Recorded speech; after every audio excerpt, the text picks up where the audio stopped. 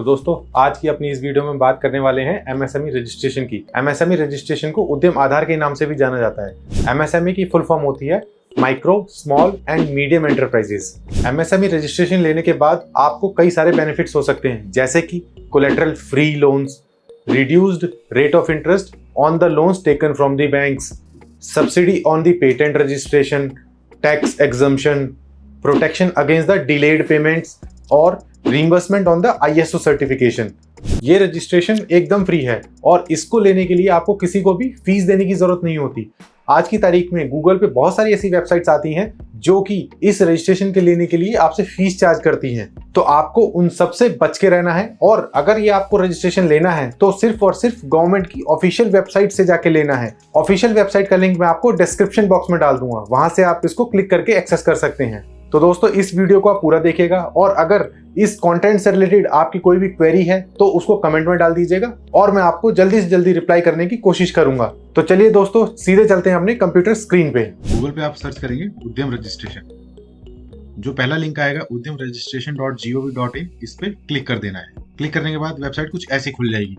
आप देख सकते हैं वेबसाइट पे खुद ही बताया हुआ है बिवेयर ऑफ फेक साइट्स, यानी कि मार्केट में आज की तारीख में बहुत सारे ऐसे प्लेयर्स आ गए हैं जो कि उद्यम रजिस्ट्रेशन की फेक वेबसाइट क्रिएट करके लोगों से काफी मोटी फीस चार्ज कर रहे हैं। और इसमें और भी आगे हम पढ़ सकते हैं, Udyam registration is a free of cost and paperless and no online or offline agency. इसका मतलब क्या है? इसका मतलब ये जो हम रजिस्ट्रेशन ले रहे हैं इसकी कोई भी गवर्नमेंट खर्चा नहीं है, कोई प्रोफेशनल फीस नहीं है, ये टोटली पेपरलेस है। आपको कोई भी हार्ड कॉपी कहीं पे भी नहीं जमा करानी। कोई भी डिपार्टमेंट ने ऑनलाइन या फिर ऑफलाइन एजेंसी इस चीज के लिए अपॉइंट नहीं कर रखी जिससे आप कंसल्ट करें और अपना काम कराएं। तो चलिए दोस्तों आगे बढ़ते हैं और शुरू करते हैं अपना वेबसाइट को समझना और उद्यम रजिस्ट्रेशन को अप्लाई करना। Welcome to register here. जो भी नए एंटरप्रेन्योर हैं जिन्होंने अपने आप को एज अ MSME रजिस्टर नहीं किया है अपनी इस MSME वेबसाइट पे, उन लोगों को ये वाला ऑप्शन चूज करना है। या फिर कुछ लोग ऐसे भी होंगे जिन्होंने पहले से ही अपना पुरानी वेबसाइट पे अपना UAM नंबर ले रखा होगा, तो वो यहाँ पे अपने आप को माइग्रेट करा सकते हैं। इस सिनेरियो में हम ये मान के चल रहे हैं कि आप बिल्कुल नए एंटरप्रेन्योर हैं और आपने कोई भी MSME अभी तक नहीं लिया है। तो चलिए दोस्तों क्लिक करते हैं अपने पहले लिंक पे। अब इस पेज के खुलने के बाद अब यहाँ पे आपको अपना आधार नंबर डाल देना है। नेम ऑफ द एंटरप्रेन्योर में आपको नाम डाल देना है जो कि आधार कार्ड पे लिखा हुआ है। अब नीचे वाले बटन पे क्लिक कर देते हैं वैलिडेट एंड जनरेट OTP। अब यहाँ पे आप अपने OTP डाल के इसको वैलिडेट कर दीजिए। ये थोड़ा सा समय लेगा। जैसा कि आप देख सकते हैं कि उद्यम आधार की वेबसाइट ने हमारे आधार को सक्सेसफुली वेरीफाई कर दिया है। अब ये कह रहा है कि अब आप अपना उद्यम रजिस्ट्रेशन प्रोसेस शुरू कर सकते हैं। तो सबसे पहला ऑप्शन आता है टाइप ऑफ ऑर्गेनाइजेशन। यहाँ पे आपको बहुत सारे मल्टीपल ऑप्शंस दिखेंगे जिसमें से आपके ऊपर जो एप्लीकेबल है वो आपको चूज करना है। मैं आपको आपकी सहूलियत के हिसाब से समझा देता हूँ कौन कौन से केस में आपको कौन सा ऑप्शन चूज करना है। पहला ऑप्शन है प्रोप्राइटरी। अगर आपकी सिंगल स्वामित्व वाली फर्म है, जैसे कि जिसको हम प्रोप्राइटरशिप फर्म बोलते हैं या सिंगल फर्म बोलते हैं, तो आपको ये वाला ऑप्शन चूज कर लेना है। दूसरा ऑप्शन है HUF। HUF के केस में आपको ये ले लेना है। पार्टनरशिप, कोऑपरेटिव, इन सारे केसेस में आपको ये वाले ऑप्शन चूज कर लेने हैं। या फिर प्राइवेट लिमिटेड, पब्लिक लिमिटेड या LLP, सोसाइटीज, जैसा भी आपका बिजनेस कॉन्स्टिट्यूशन है आपको वो चूज कर लेना है। और चूज करने के बाद आपको अपना उसमें पैन नंबर डाल देना है। पैन नंबर डालने के बाद आपको इस चेक बॉक्स पे क्लिक करिए और पैन वैलिडेशन वाले बटन पे टिक कर दीजिए। जैसा कि आप चेक कर सकते हैं your PAN has been successfully verified आ गया है। अब इसको हम कंटिन्यू पे क्लिक करते हैं।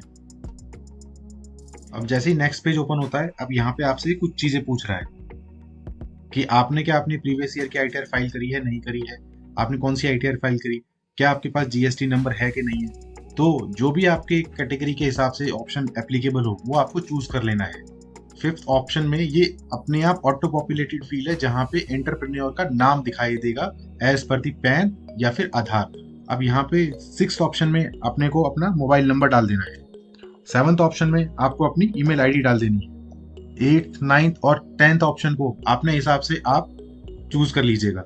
अब 11th ऑप्शन में आपको जो अपने बिजनेस का नाम रखना है वो आपको यहाँ डाल देना। फॉर एग्जांपल बजरंग एंटरप्राइजेज या फिर महाबली इंपोर्ट एक्सपोर्ट। अभी के लिए मैं इसमें बजरंग एंटरप्राइजेज डाल देता हूँ। अब प्लांट या यूनिट नेम में आपको जो आपने नेम ऑफ एंटरप्राइज डाला था उसको कॉपी पेस्ट कर दीजिए और ऐड यूनिट कर दीजिए। अब यहाँ पे जो आपके फर्म का एड्रेस है वो आपको डाल देना है।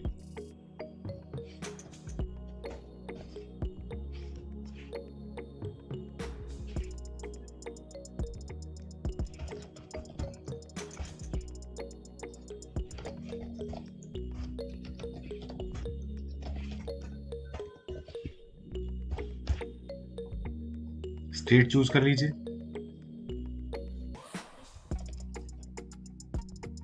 डिस्ट्रिक्ट चूज कर लीजिए और ऐड प्लांट पे टिक कर दीजिए। अब आप देख सकते हैं हमारी यूनिट ऐड हो चुकी है, जिसमें हमारा flat, building, village, block, road, city सब चीजें डिटेल्स मेंशन है।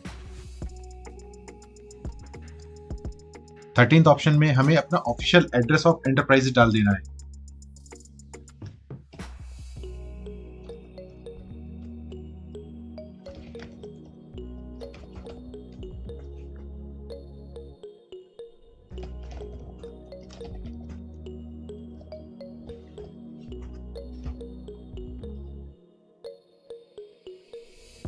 अब जैसे ही आप अपनी सारी चीजें डालेंगे तो नेक्स्ट ऑप्शन पूछ रहा है लैटिट्यूड और लॉन्गिट्यूड।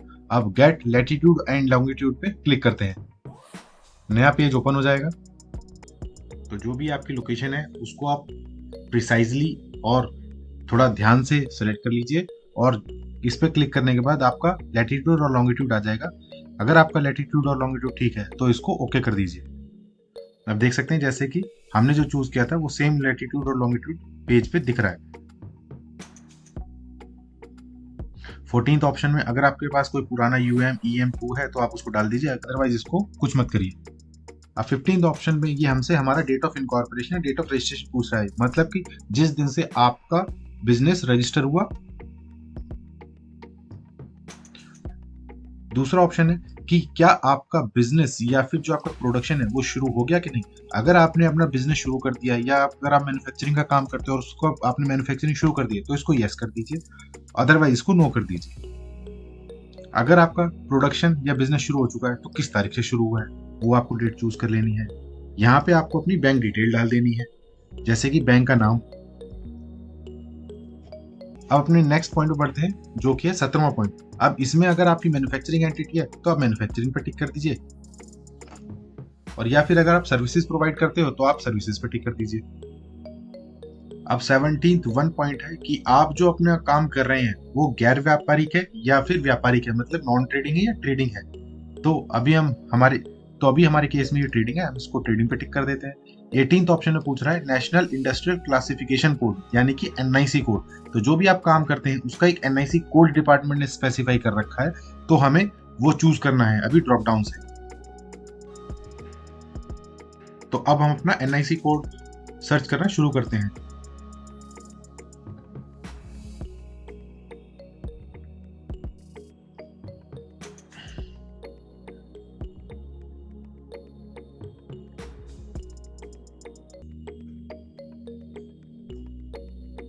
तो दोस्तों हमारे हिसाब से जो हमारा NIC कोड बन रहा था वो हमने चूज कर लिया है। अब इसको ऐड एक्टिविटी पे क्लिक कर देंगे।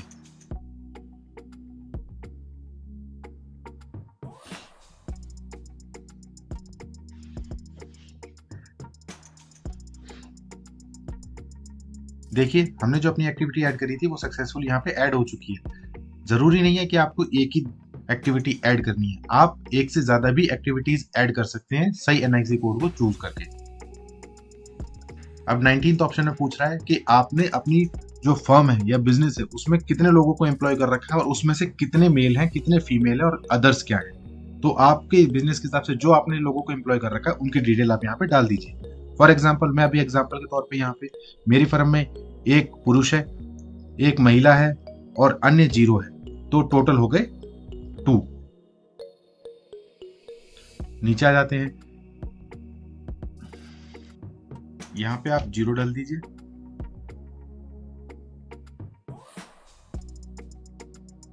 अब यहाँ पे कुछ ऑप्शंस पूछ रहा है तो उसके बारे में मैं आपको बता देता हूँ।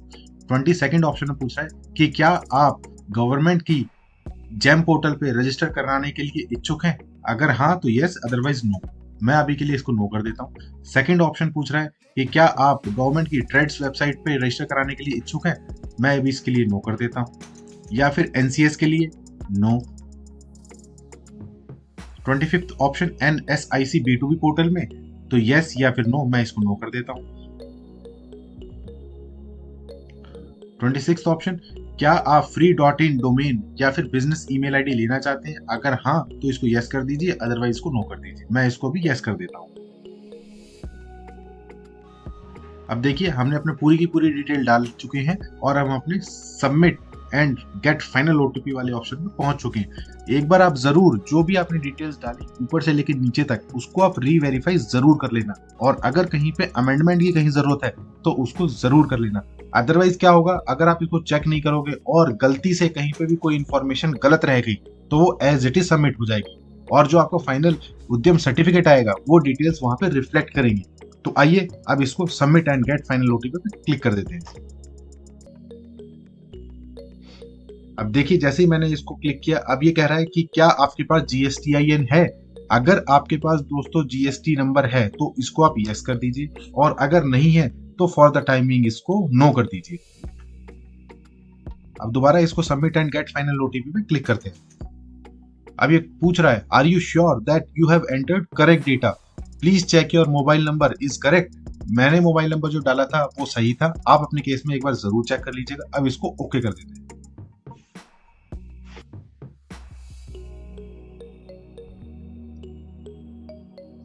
तो दोस्तों यहाँ पे जो आपके मोबाइल पे OTP आएगा उसको डाल देना है, और यहाँ पे वेरिफिकेशन कोड जो लिखा हुआ है वो आपको डाल देना है,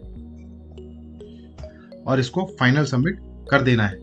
मुझे नहीं लगता दोस्तों आपको इस MSME रजिस्ट्रेशन को करने के लिए कोई भी दिक्कत का सामना करना पड़े, बट अगर फिर भी किसी तरीके की कोई दिक्कत आती है तो आप हमसे जरूर कांटेक्ट कर सकते हैं। हमारी कांटेक्ट डिटेल्स डिस्क्रिप्शन बॉक्स में लिखी हुई है। या फिर दोस्तों अगर आपको किसी भी और तरीके की बिजनेस सर्विसेज की जरूरत है, जैसे कि tax filing, GST filing, tax preparation, balance sheet preparation etcetera, तो आप हमें कांटेक्ट कर सकते हैं। कांटेक्ट डिटेल्स आपको डिस्क्रिप्शन बॉक्स में मिल जाएंगी। तो दोस्तों जनरली जैसे ही आप ये डेटा सबमिट करते हैं तो आपके with in half an hour या 1 घंटे के अंदर आपको MSME रजिस्ट्रेशन का सर्टिफिकेट मिल जाता है। अगर ऐसा ना हो तो आप इसको आफ्टर 24 आवर्स चेक कर सकते हैं। तो दोस्तों आज की वीडियो में बस इतना ही। वीडियो को पूरा देखने के लिए आपका तहे दिल से धन्यवाद, और मैं आशा करता हूं कि आपको ये वीडियो अच्छी लगी हो। चैनल को सब्सक्राइब करना ना भूलें, और जो भी आपका फीडबैक है इस वीडियो के बारे में वो हमें कमेंट बॉक्स में कमेंट करके जरूर दें। तो मिलते हैं अपनी नेक्स्ट वीडियो में, तब तक के लिए नमस्कार, धन्यवाद।